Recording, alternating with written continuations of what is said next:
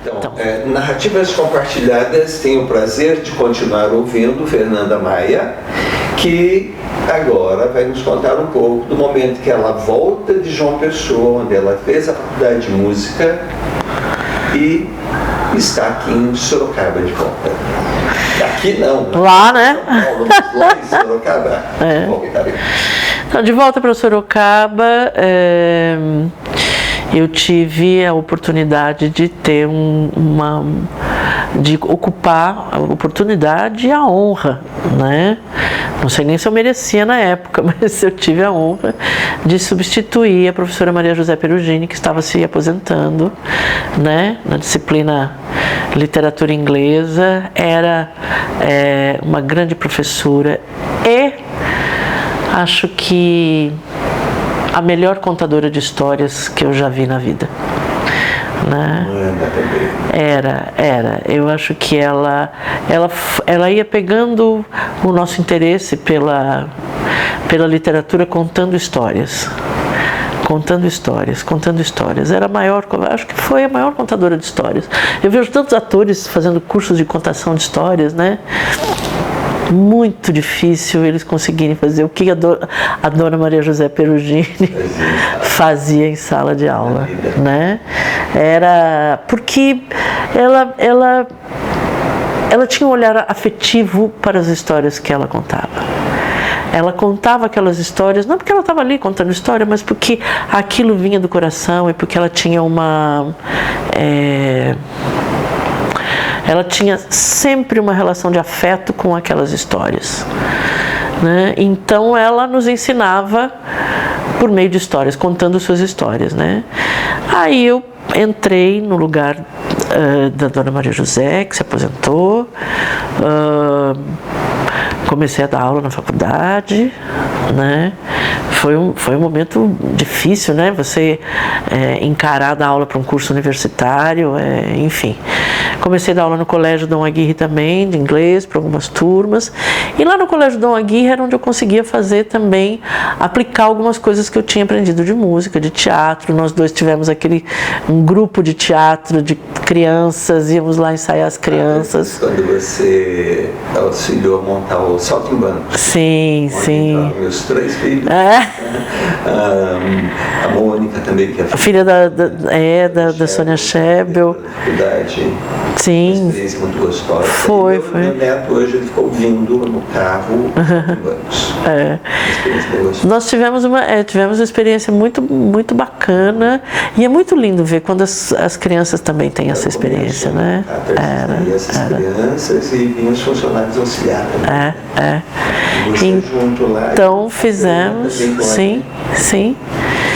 E o coral do colégio, que foi, acho que durou uns 4 ou 5 anos esse coral.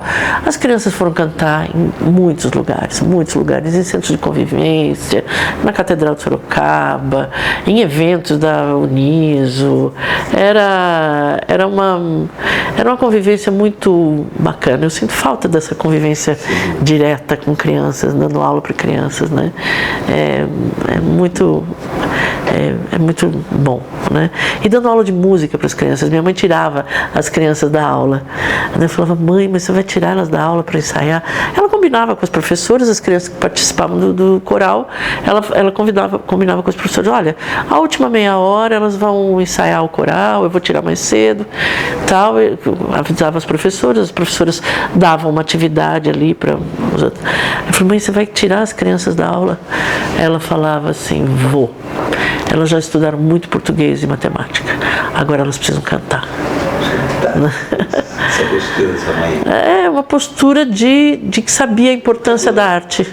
Você sabe que ela também, quando eu estava desenvolvendo as atividades teatrais com os alunos, na verdade era ensino de literatura e eles iam para o palco para apresentar grupos de poemas, tudo aquilo. E às vezes alguns professores não gostavam porque tinham que tirar no dia da apresentação, eles tinham que sair da sala e ficar 2 aulas fora, porque eram 4 aulas, 2 últimas minhas e 2 primeiras, né, teriam que sair de sala. E eu lembro que um dia, numa reunião de professores, ela chegou e falou assim: olha, o Roberto está tirando uma vez por ano da sala de aula os alunos de vocês, as 2 primeiras aulas, porque as 2 últimas aulas vão apresentar trabalho lá no salão. Então eu queria saber se alguém tem alguma coisa contra. Na hora todo mundo ficar em silêncio. Porque está bem claro que eu estou de acordo, então vocês podem ficar fazendo outras coisas, as 2 primeiras aulas. Os seus alunos estarão no salão, porque as 2 últimas aulas eles vão apresentar lá. Então deixo claro que eu sou favorável a essa atividade. Leonina, 1,5 m. Muito bom.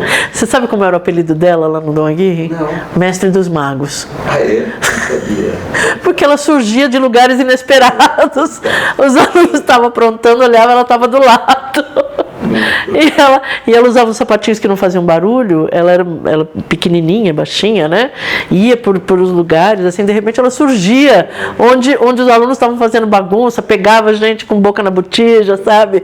Pegava. Ela falou: nossa, como é que Dona Tita aparece? Some! Nos lugares a gente não vê que ela vê. Então, o apelido dela era o Mestre dos Magos, porque saía, aparecia, desaparecia. Dona Tita. Pois é. Enfim, bom, isso que você está falando, né, isso que você colocou, é uma coisa muito importante de como a arte não é vista de uma maneira muito ignorante, não é? Como a arte não é vista como um instrumento poderoso de educação. Né? É um absurdo que no século XXI as pessoas ainda não tenham percebido isso. É um absurdo que as pessoas não tenham se dado conta disso. É um absurdo que as pessoas não tenham entendido que o professor de artes não é um mero decorador de escola e preparador de festinha. Elas não... É uma coisa inconcebível que a gente volte para um tipo de educação conteudista, né? Quando o conteúdo você acha a qualquer momento no seu celular. Né? No seu celular. Para mim é uma coisa incompreensível. Como a gente não caminhou de lá para cá, né? Como eu vejo coisas muito mais arrojadas em práticas que eu conheci 20, 30 anos atrás. Como, sei lá, 20 anos atrás, 40 anos atrás, como a própria Dona Zilá, né? A prática da Dona Zilá era muito mais arrojada do que coisas que eu vejo hoje em dia. Hoje um professor de arte que quer montar um coral na sua escola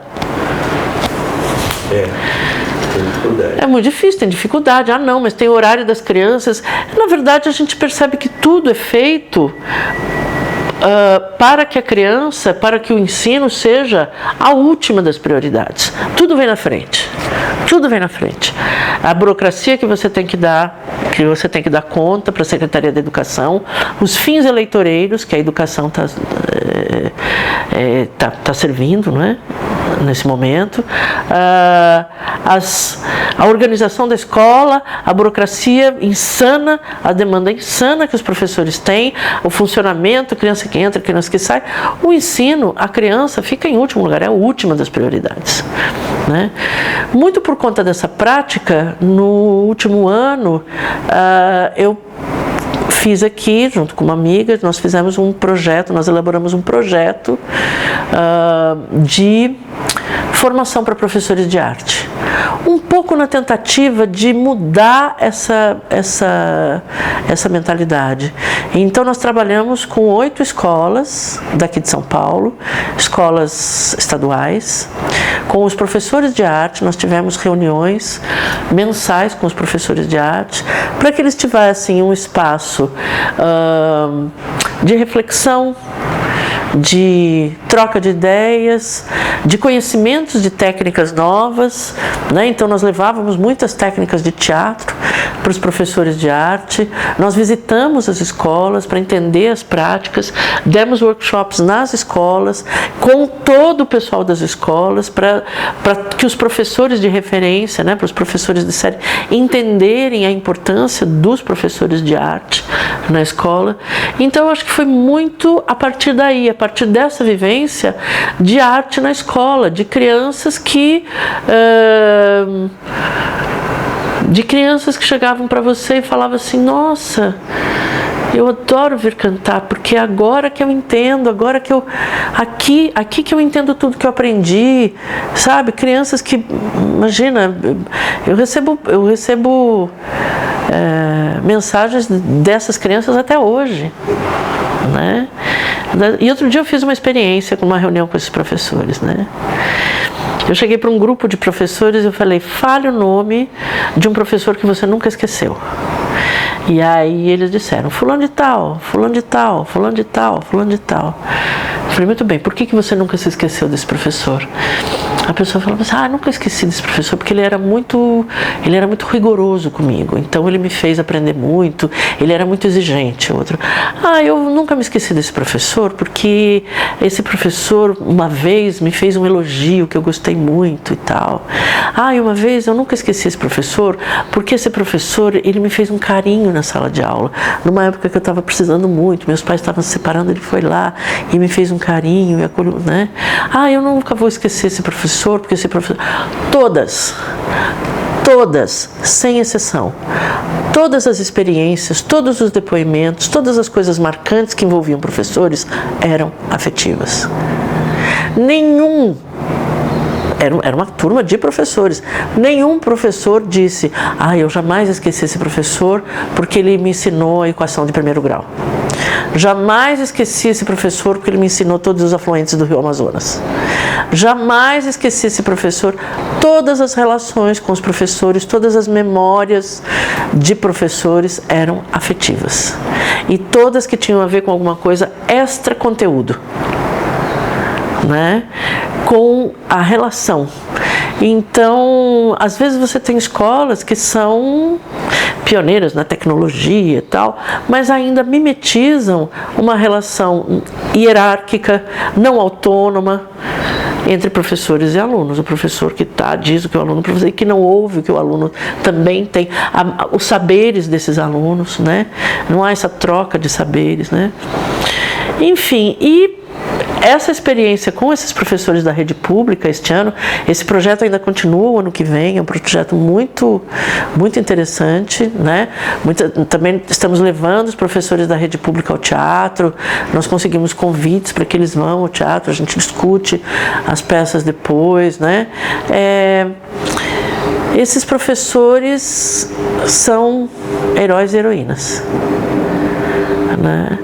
Elas estão lutando contra uma sociedade extremamente hostil, com uma sociedade extremamente... com um sistema educacional que não os valoriza, muito pelo contrário, que cobra em demasia e oferece muito pouco, né? Uma das coisas que mais me tocou foi, nós fizemos uma dinâmica com os professores com papel craft. Então nós estendemos um papel craft, eles fizeram a dinâmica, a atividade e tal. Depois nós dobramos esse papel craft, estava todo desenhado, nós dobramos, né? E íamos colocar num lixo reciclável, né? Vamos colocar numa coleta reciclável. Aí um professor falou assim: vocês vão jogar fora esse papel? Eu falei: sim, porque vocês usaram, vocês desenharam. Às vezes lá na escola a gente quer um rolinho e não tem. Não entendi. Um rolinho de papel. Um rolinho. Às vezes a gente quer um rolinho de papel e não tem. Né? Fora a demanda de coisas burocráticas, né? Eu vi agora, eu acho importante que as pessoas saibam disso, né? Nesse governo atual de São Paulo, que os professores são obrigados. Quando eu digo obrigados, eu quero dizer forçados, obrigados a fotografar seus alunos e colocar atividades nas redes sociais com a legenda que é vinda da Secretaria da Educação. Então o professor, além de tudo que ele tem que cuidar, ainda ele é um blogueiro, ele é um promotor de um sistema que é absolutamente maquiado porque não dá a ele condições para trabalhar. Nesses últimos, nós tivemos que cortar, né? Isso está desde faz 2 anos esse projeto. Neste ano nós não fizemos a reunião de novembro. Nós terminamos, a gente tem um cronograma de reuniões, nós terminamos em outubro, porque em novembro não rende. Não é possível. Os professores estão todos doentes. Cansados. Doentes. Sei. Doentes mesmo. Né? O último encontro que a gente teve, uma professora falou assim, uma professora brilhante, maravilhosa.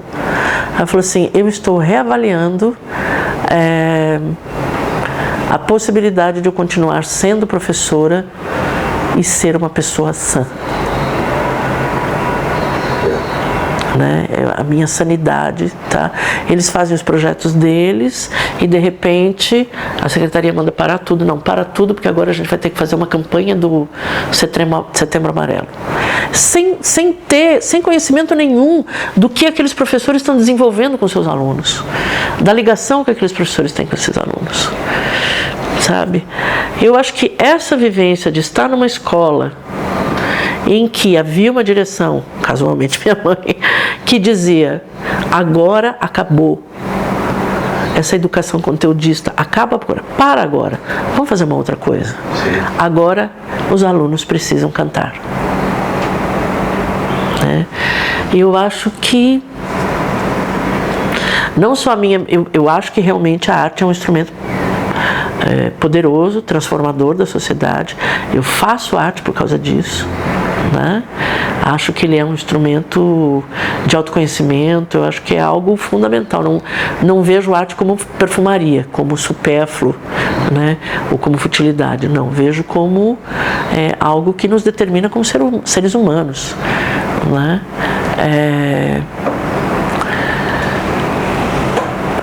Esse instrumento não é levado em consideração no processo educacional.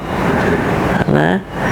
E acho que essa experiência de estar num lugar onde esse instrumento era levado em consideração e era tido como um instrumento, não era só o professor que decora o salão nobre para fazer a festinha, né? Ele era realmente tão importante quanto as outras disciplinas, né? E eu acho que me levou a fazer esse trabalho com os professores agora, nesses 2 últimos anos, com os professores da rede pública de ensino aqui de São Paulo. Muito bom. Então nós vamos dar uma pequena pausa agora e daqui a pouco continuamos.